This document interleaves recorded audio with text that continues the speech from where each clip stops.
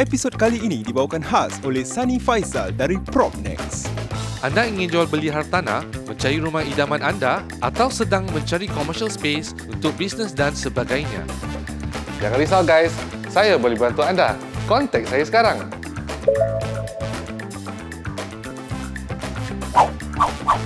Selamat menonton ya guys. Aku keluar toilet, aku jalan terus aku nampak benda ni di sebelah aku.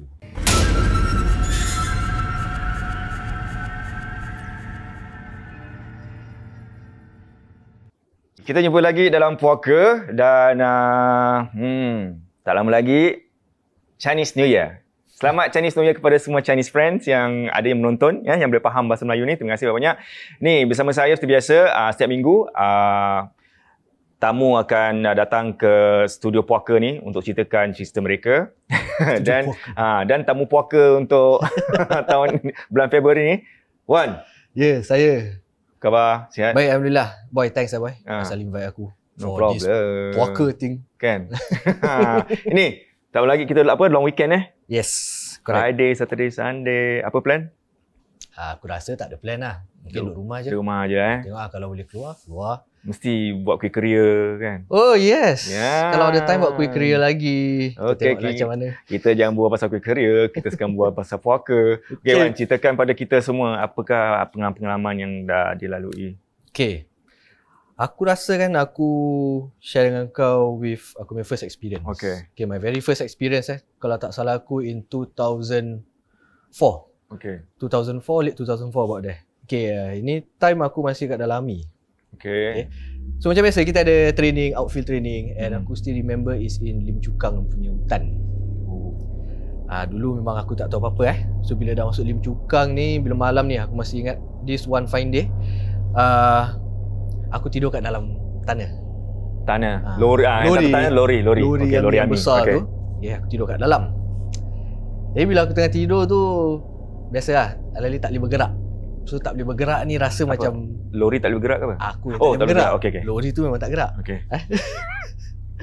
Dia aku rasa badan aku tak boleh gerak. Okay. So scientifically, diorang cakap this is sleep paralysis.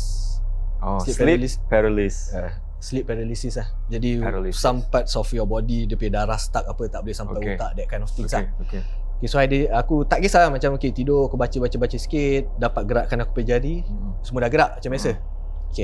Continue tidur lagi. Continue tidur. This time, second time ni, aku rasa tak boleh bergerak. Tapi ada benda lain sikit. Aku ada rasa tangan orang kat aku pilih. Okay. Aku rasa dia macam cekik aku lah. Jadi sama tak pernah kat episod lalu tu kan ceritakan siapa lupa lah. Episod tu ada tangan tu best, dia bergerak kat badan tu, dia relax ni. Pernah. Okay. Is it? Okay lah, aku memang tak sampai perut kot. Tak rasa Okay, aku rasa kat aku pilih Jadi that part tu aku baca ayat kursi. Okay. Standard lah, baca ayat kursi. Terus dia lepaskan. Alright. Aku tak nak buka mata lah. Pasal seram juga kan. So first time kena. Right. Aku tidur lagi, dia datang lagi. Tapi ni kali dua tangan pula sampai ke belakang. Wow. Ya, aku boleh rasa dah dia macam nak tutup aku punya mulut. Sampai ke belakang ni. Habis rasa macam kuku-kuku tak ada. Tak tahu pula Aku dah tak ingat. But at that point of time aku dah bingit. Alright. Dah marah. So aku tak baca lagi ayat-ayat ni semua, aku dah tak baca lagi. Aku terus buka mata. Okay. Aku nampak muka dia kat depan muka aku. Oh ya. Okay. Muka dia betul-betul kat depan muka aku. Okay. Aku nampak mata dia and the shape of the face itself lah. Macam mana bentuk dia? Gelap lah. Clear. Oh, hitam. So bila aku buka mata tu, aku boleh nampak benda ni kat depan mata aku. Dia pun macam terkejut yang aku buka mata. Okay, so dia lepaskan dia punya genggaman sikit. Aku start duduk. Bila aku duduk tu, dia pun go stand ke belakang. Okay.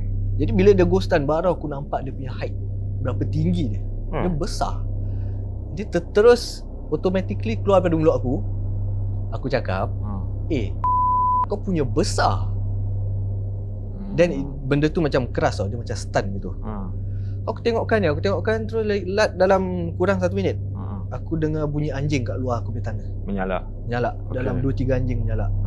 So this thing, benda ni dia terus go stand ke belakang. Dia tengok aku, and then it turn his back macam ni. Okay. Dia tengok kat luar, dia tengok aku lagi. So aku macam tengok kan dia cakap ni benda ni. Dia aku nampak lepas tu dia lari sampai kat ujung tanah tu. Tu dia lompat. Bila dia pergi lompat ada bunyi kuat lah, dia macam pam. Wow. Lepas tu lari dengan anjing sekali. Asal tiba-tiba macam rasa bulu meremang tu Ke sejuk? Aku tak tahu. Ke sejuk kat sini? Jadi pelan-pelan sini. Aku beli sofa okey. Sampai kaki. Itulah siapa suruh pakai pendek-pendek gini. Okay, teruskan. Sorry. So that is aku punya first experience actually. I don't know what is it, tapi aku nampak benda tu besar and it's big. Bila dia dah lompat keluar tanah tu pun aku masih nampak dia punya body punya height. Hitam gitu Hitam. Hitam, it's big, it's tall. So aku tak tahu, jembalang hitam kot. Tak tahu Dia benda tu just want to appear there je, macam cakap ni tempat aku. Berbulu ke apa tak Tak nampak lah. Okay, kalau you all kat rumah tu tahu benda tu apa, pernah sama-sama experience macam Wan ni, sila komen kat bawah bagi tahu kita semua orang. Share apa benda tu sebenarnya. Okay, tu pengalaman. After that, that's it, dia lari. Dia lari lah, lari ngajar anjing tu sekali lah lari. Wow. Cakap pasal apa tu yang leher sama. Lepas tu yang cakap pasal nampak muka tu kan, pernah juga share dengan semua you all episod-episod yang lalu. Cakap ada kawan ni dia tengah tidur, tingkap kat sini kan. Dia tidur buka mata, terus akak dah menyangkung kat tingkap. Dia tengok kan, lepas tu mata dia merah, dia senyum, muka dia tekstur muka dia macam kulit kayu, kulit pokok. Kasar. Merka gitu. Macam tu. Tak apalah, tak nak tengok lah muka dia lah. Kan. Okay, seterusnya. Okay, ada lagi satu cerita ni quite interesting. Nak cakap seram, tak seram, tapi sedih pun ada. Okay, this happened in Maldives. Jauh pergi Maldives. Jauh, that time aku kan kerja dengan jadi pramugara. Steward. Yes, okay. Jadi steward. So kalau tak salah aku in 2012. 2012 dapatlah pergi Maldives, happy kan. Right. So dalam aircraft tu diorang dah share cerita lah. Pasal kat that island itself, the resort itself.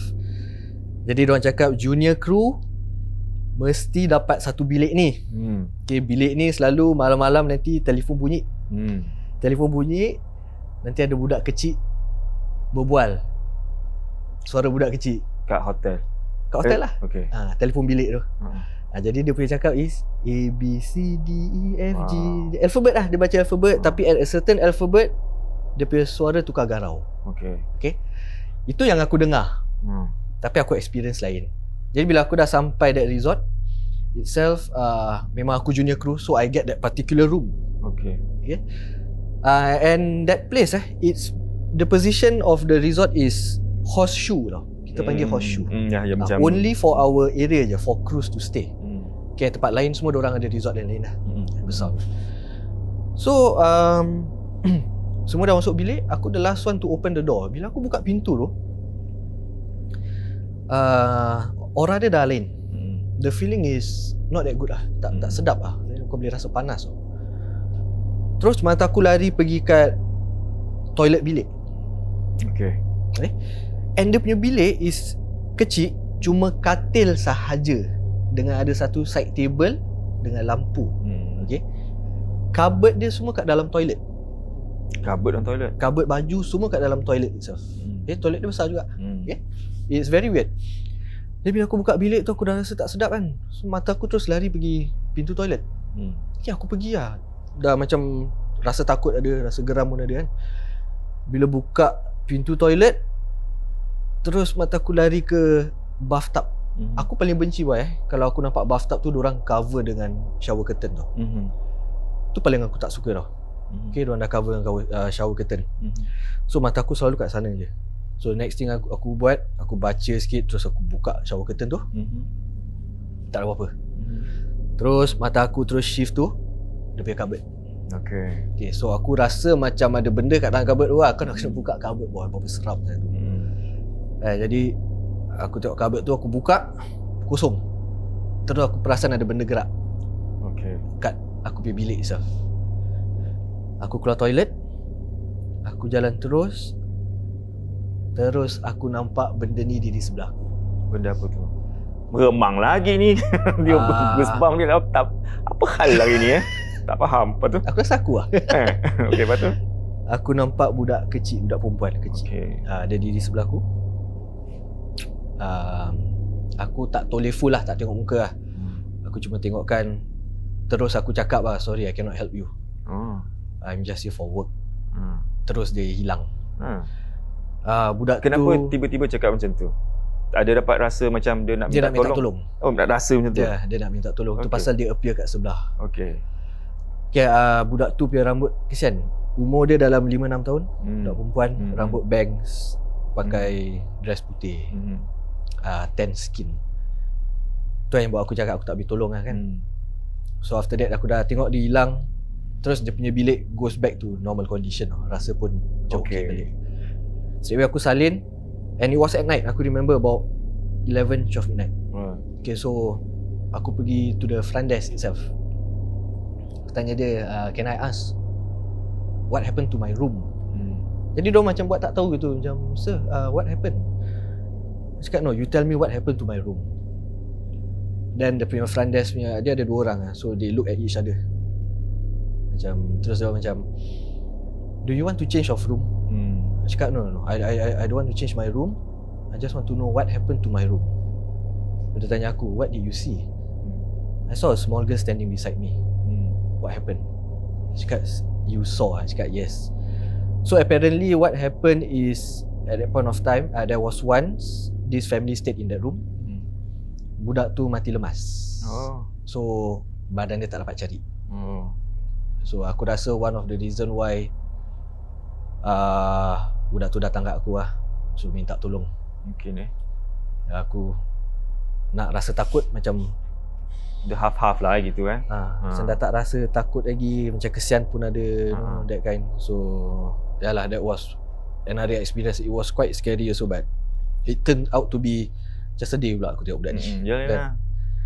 Sebab kadang ada banyak orang cakap bila dia muncul, kadang either dia nak minta tolong ataupun dia nak menyakat. Tu satu tak tahu. Ni cakap pasal yang kat bilik apa, kru ni satu orang satu bilik kan. Betul. Pernah ada orang ceritakan pasal kru juga. Dia cakap apa, tiba-tiba tengah nak tidur tu kan, kat depan tu muncul perempuan baju merah. Kan? Dah dengar? Tak tahu lah kan. Lepas tu dia beranikan diri, dah apa tahu, dia telefon dia punya members ke kru klik yang bilik sebelah, cakap ada ni kat sini-sini. Lepas tu terus dia pusing, perempuan tu pusing, terus tembus ke tembok.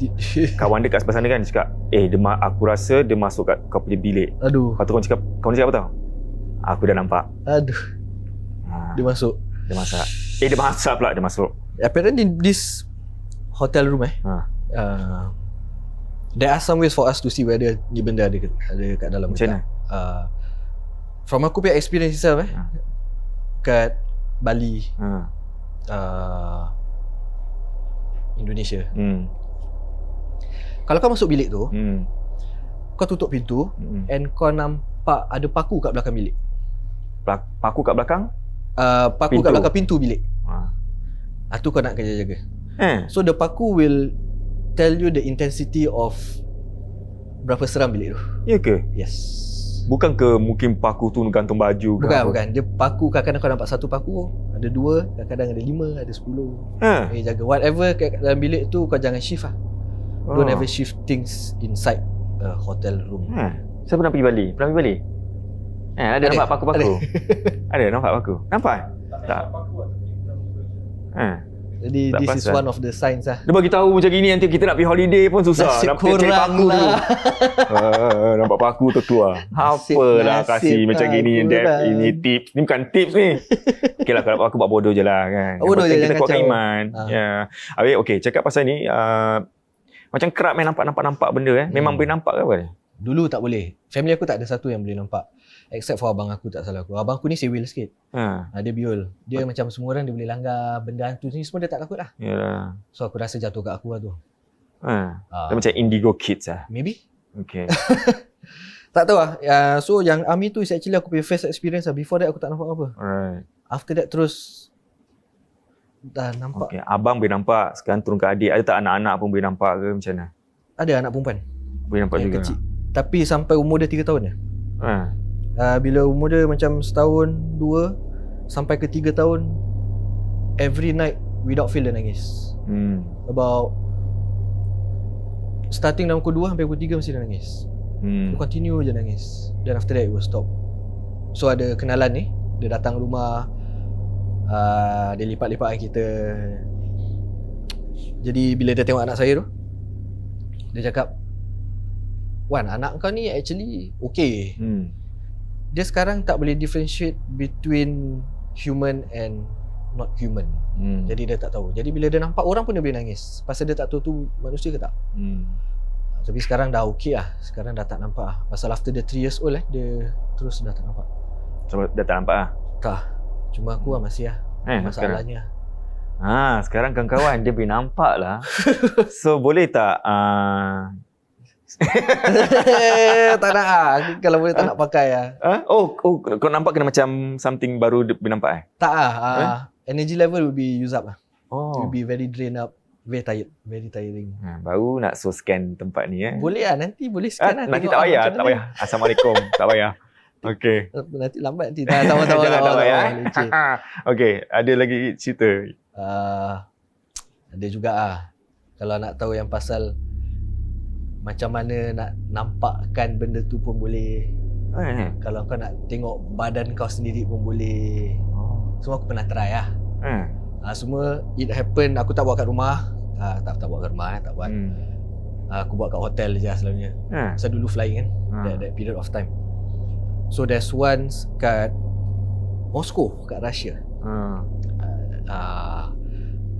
Aku sengaja tidur mayat. Aku panggil ni tidur mayat. Tidur mayat? Itu mayat kan nanti tangan macam gini kan. Tidur straight je. Sama ke sih? Kadang tidur gitu juga sih. Jaga-jaga. Yang macam-macam lah. Betul. Jaga-jaga. Bosan kan. Kita macam relax kita gini. Ni nak share je ni. Jangan, kalau boleh jangan. Start besok malam ni baring gini je lah.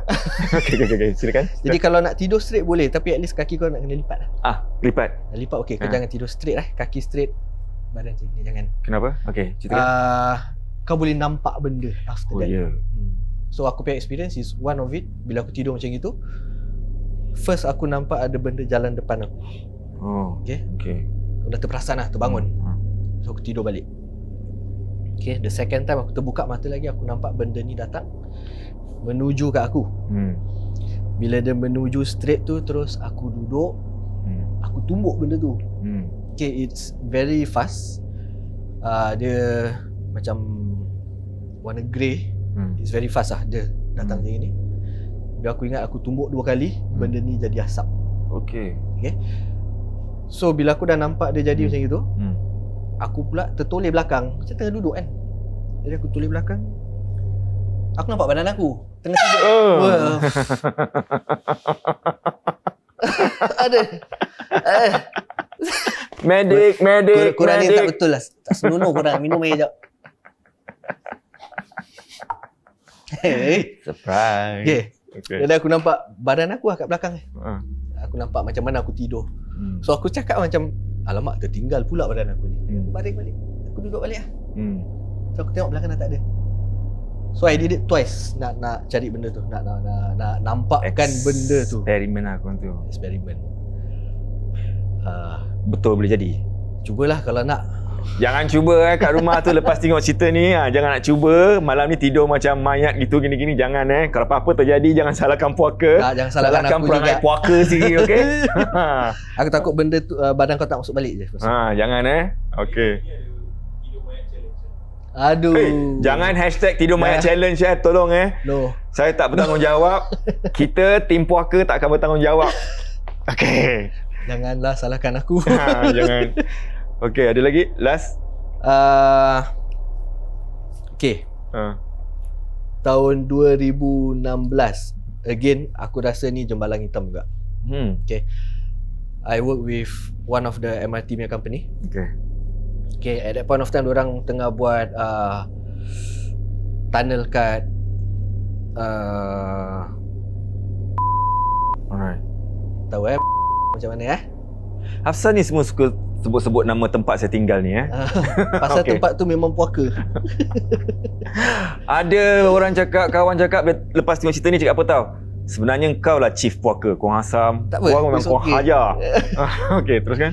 Okay, jadi bila diorang tengah buat tunnel tu, okay, I'm one of the safety supervisor kat sana. To jaga from midnight until morning. Okay. Tahulah, kita kat bawah tanah dalam 8 to 9 floors down. The only way out is by staircase. Okay, and tak ada orang, tempat berabuk, kotor semua ada pasal diorang baru buat.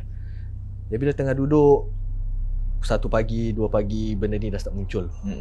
Okay. Bukan tu Yang tu bukan. Wah, ada bearing lah. Apa punya bearing tu kat situ? Mungkin dalam clock Jadi benda ni dia dah main cak-cak lah kira kan. Dia tengok, aku nampak, aku diam. Okay, diam je buat bodoh. Jadi pula ada satu kawan datang. Then usually about 4 o'clock we have to walk in the tunnel itself. Jalan kat tunnel, tengok whether ada benda bocor ke, ada air flooding or anything. So bila jalan tu, kawan ni boleh jalan kat depan, aku kat belakang. Mulut dia pula tak tahu diam. Jadi bila kita setapak, boleh dengar extra tapak kat belakang. Okay. Pasal aku dah tahu, so aku just macam diamkan je lah kan. Jadi member ni pula boleh pusing. Dia boleh cakap, bunyi apa Wan? Jalan je, bunyi apa? Aku tak dengar apa-apa. Itu dipanggil mulut puaka. Mulut puaka lah ni kan. Cakap jalan je. Jalan. Dia jalan, dia berhenti lagi. Bunyi tu ada kat belakang. Dengan ada bunyi air droplets. Tahu? Tapi lepas tu dia cakap, Wan, aku tak nampak pun apa-apa yang menitis kat sini. Mana ada air kat sini, terang apa? It's very dry, Wan. Cakap, yelah, jalan lah. Cakap, apa ni? Cakap, kau jalan sebelum aku rembat kau baik jalan sekarang. So until a few steps and until a few areas, lepas tu dia hilang tau. Lepas tu kita kena patah balik. So kita jalan kat dalam tunnel tu, by right sepatutnya jalan seorang. Tapi budak ni under study, so he walk with me. Okay, from one area kita jalan patah balik. So it took us about 2 hours. Bila patah balik tu aku cakap lah, kau mulut kan, selamat dia tak serang tadi kat belakang. Cakap, apa benda? Kau tak nampak lah cakap kan. Cakap, benda ni dia setinggi tunnel tau. Boy, dia tinggi besar. Sama benda macam yang aku punya first experience tu. Pasal aku dah tahu kan. So tak seram sangat lah. Lepas tu dia cakap, habis yang bunyi menitis air tu apa? Itu air liur dia. Wih, dah menitis. Dia cuma nak appear just to tell us that di tempat I am here. Tapi kalau benda ni dia dah nampak kau sekali, dia tak kacau kau lagi. Pasal dia dah kenal. And they know that kau punya intention is just to come here and work and that's it. Kau bukan nak kecoh-kecoh kat tempat pun tak. Yang penting kita respect empat orang lah. Respect empat orang lah. Ni semua nak kena percaya lah kan. Tapi jangan percaya sangat lah, nanti dah syirik pula. So ya, benda ni memang wujud. Just respect je. Jaga diri kan. Orang tak kacau. Jangan kacau dia je. Ya. Okey, itu dia cerita daripada Wan. Ingat mana-mana kita pergi, kita jaga diri dengan manusia-manusia sesama pun kita jaga diri, jangan buat hal tak. Jangan jadi poker lah. Okey Wan, terima kasih banyak kerana kongsi cerita. Dan seperti biasa, yalah datang ni kongsi cerita dah tak bayar kan. Free of charge. Tapi kopi kita kopi ada. Tapi kita dapat tim poker ada sesuatu untuk awak. Sekejap tunggu Ada, mesti ada. Aku tak nak benda poker tau. Tak, kita tak poker. Yang ini ikut aku balik aku tak nak ini ikut balik okey. Yes, ini semua daripada apa kata orang tu, sponsor-sponsor kita, Amboy. Ini layang-layang Inshira. Pernah dengar ni? Pernah sedap ni. Yes. Okey, ni ada authentic centeng. Nampak? Centeng, authentic centeng. Kita lagi habis. Okey. Ini pula daripada Kopi Boy. Kopi Boy. Air apa? Red Velvet Latte. Banyak. Banyak ni. Banyak. Ini daripada Julie Bakes. Julie Bakes. Yang famous dengan sedap. Dengan apa tu? Onde-onde. Sekejap je habis ni. Ni. Cakap pasal onde-onde, ini dia onde-onde cake daripada Hanis. Dan Hanis siapkan ni juga untuk awak. Nampak ni. Cookies puaka. Dia jalan ni cookies puaka. Banyak. Dan ni last daripada Hijab Culture. Hijab Culture. Wow. Boy. Okey, terima kasihlah. Ni yang kita boleh buat untuk awak. Terima kasih. Dan bagi awak kat rumah semua, kalau masanya nak rasa benda-benda ni, apa yang awak dapat ni kan, okey, link kat bawah kita semua ada. Okey, sila klik and Google and kau nak order lah kan. Ada. Okey, terima kasih banyak. Terima kasih. Boy. Apa? Jaga. Alah. Okey. Apa? Ingat Puaka tidak kenal usia. Assalamualaikum warahmatullahi wabarakatuh. Untuk episod kali ni puaka, kita nak cakap tentang orang yang ada kelebihan, gift. Diorang boleh nampak. Nampak yang saya maksudkan ni nampak makhluk-makhluk halus lah. Biasanya kita orang biasa ni, Allah hijabkan. Hijab tu maksudnya ada satu layer yang kita tak nampak, ditutupkan. Kalau hijab layer satu tudung kan? Jadi maksud hijab mata ni, satu layer yang kita tak boleh nampak makhluk halus ni. Macam saya katakanlah yang boleh nampak para nabi dan orang-orang soleh. Tapi kalau ada di kalangan kita, dalam masyarakat kita ni, kita mesti ada we have that one friend ataupun the person that we know that can see all these mystic beings yang kita tak boleh nampak. Jadi kemungkinan mereka cakap benar ataupun kemungkinan orang boleh buat-buat lah. Tapi saya kalau biasanya orang cakap macam tu, saya percaya kerana mungkin Allah buka hijabnya. Dan orang sebegini, mereka ni mungkin dulunya takut, sekarang dah tak takut kerana dah selalu nampak. Cuma kita yang belum boleh nampak ni jangan minta-minta nak nampak. Takut sekali Allah buka, kita tak boleh take. Tak boleh tidur, tak boleh belajar, tak boleh kerja. Dan budak-budak kecil ni, mereka sangat suci, dia very pure. Diorang boleh see by nature. Mereka memang boleh nampak. Jadi kalau anak-anak kecil kita tiba-tiba satu hari nangis, kata nampak benda, kita jangan cakap dia tipu. Kita peluk dia, doakan, baca doa, surah, ataupun alihkan mereka daripada tempat yang mereka nampak tu ke tempat yang lain. Ini di antara cara-caranya. Jadi apapun kalau yang ada kelebihan tu, gunakan kelebihan itu untuk membantu orang yang sedang susah. Kalau boleh nampak. Jangan gunakan kelebihan tu takut-takutkan orang. Ni kat sini, kat situ.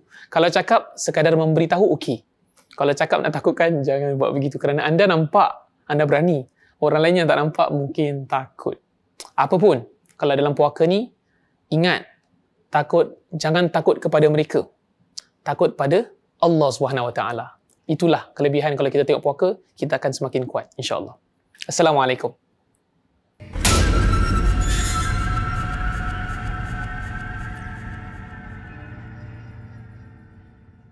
Episod tadi dibawakan khas oleh Sunny Faisal dari Propnex. Anda ingin jual beli hartanah, mencari rumah idaman anda atau sedang mencari commercial space untuk bisnes dan sebagainya? Jangan risau guys, saya boleh bantu anda. Kontak saya sekarang.